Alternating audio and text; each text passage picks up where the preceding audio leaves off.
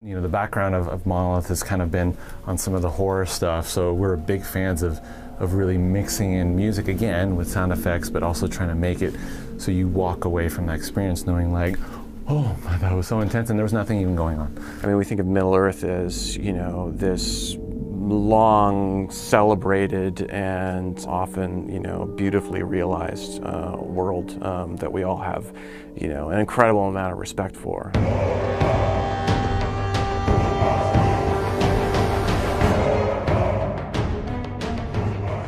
We're applying tools of musical sound design, you might say. They work in lockstep with the animations of the player and of the impacts on the enemies and the enemy actions as well. It's a bit subtle and effective, but there was some challenges to where we would do these.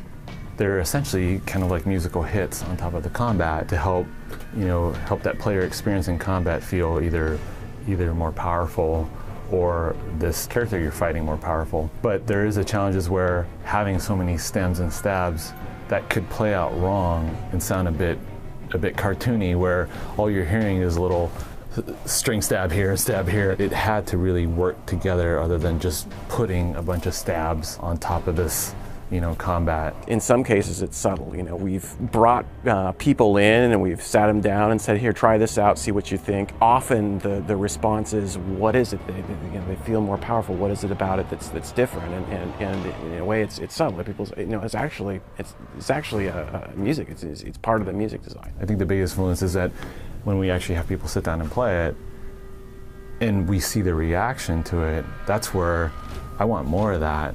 You know, the minute they hear that crunch and they're just like, oh, and they look like, like, okay, we're gonna do more of that.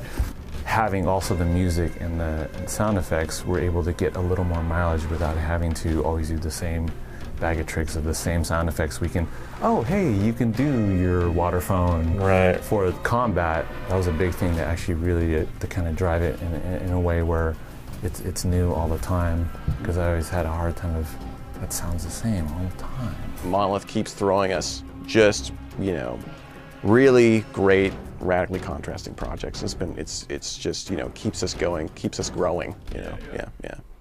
This is a water phone. The water actually mostly just helps kind of give you a kind of a strange sort of chorusing effect to it. You know, we can try to do it without sloshing it.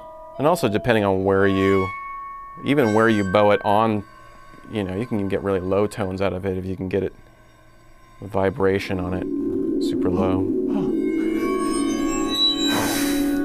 We find that with all these things lying around, you'll be really surprised. You know, you hear this out of context and you think, well, how could that possibly fit here or there? It fits, you know, it really can fit anywywhere. We're also really creative with processing. You need background music here. Yeah, do we? Yeah, that's good. I like it. I dig it. So this is a spring drum, and it reverberates the spring inside this hole. But I'm not too sure what this is for other than to give you this effect, but they do make ones that are larger, so can you imagine one the size of a small child where you're like... It's the same thing with water phones. They make those like 6 feet tall too. It's kind of scary. You have to shake it like this. Yeah. Sometimes I've found that even bowing the spring on these things is pretty crazy. Nate gets all bow happy. He will bow your shoelace. He'll bow everything. Yeah. All right, ready for concert. Okay. All right, this thing.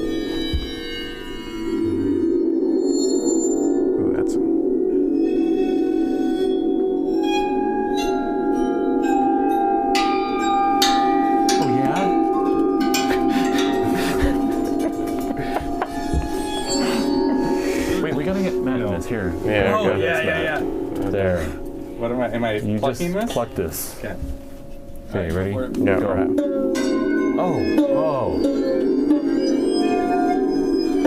Oh, Matt. Can we contract you? Welcome to Mordor.